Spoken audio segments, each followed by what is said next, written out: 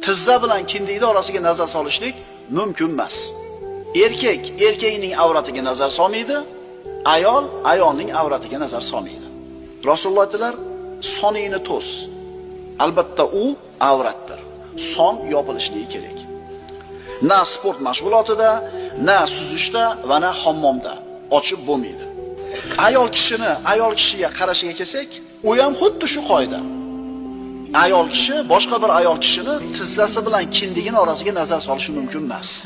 Yana qaytarib aytamiz, bu mahrammi, bu ayol o'zini bir yaqin qarindoshimi, bu ayol tanishmi, begonami, muslimami? Yo'q.